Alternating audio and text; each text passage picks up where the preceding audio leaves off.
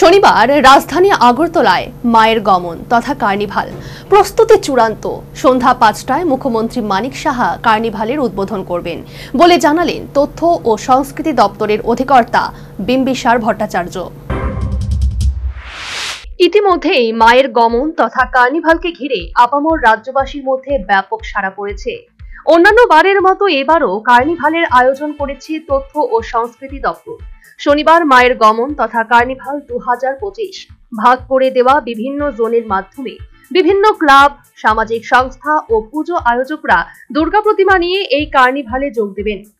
এক্ষেত্রে মূল মঞ্চ তৈরি করা হয়েছে রাজধানী আগরতলার তুলসীবতী বালিকা বিদ্যালয়ের পার্শ্ববর্তী স্থানে। আক্ষরিক অর্থে কার্নিভাল আয়োজনের প্রস্তুতি চূড়ান্ত। বর্তমানে চলছে শেষ তুলির টান।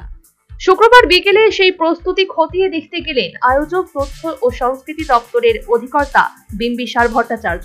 শনিবার সন্ধ্যা ৫টায় মুখ্যমন্ত্রী মানিক সাহা মায়ের গমন তথা কার্নিভালের উদ্বোধন করবেন বলে তিনি নিজ প্রতিক্রিয়ায় জানিয়েছেন।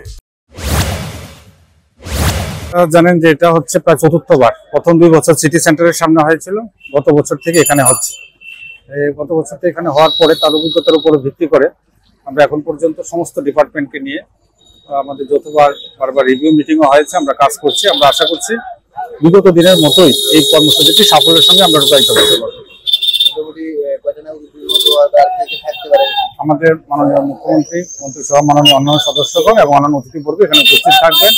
আগামীকালকে বিকাল 5টার সময় তার উদ্বোধন হবে।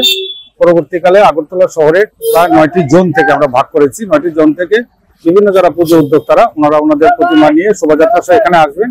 এখান থেকে আসার পর কমন যে রুট আছে, দ্যাট ইজ এখান থেকে কামানচমনি হয়ে পোস্ট অফিস চমনি হয়ে বটতলা ক্রস করে দশমী ঘাটের দিকে যাবে।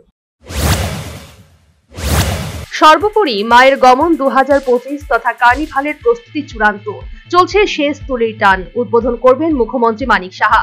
ইতিমধ্যে মায়ের গমন তথা কার্নিভালকে ঘিরে রাজ্যবাসীর মধ্যে ব্যাপক আগাম সাড়া। Bureau report, news vanguard.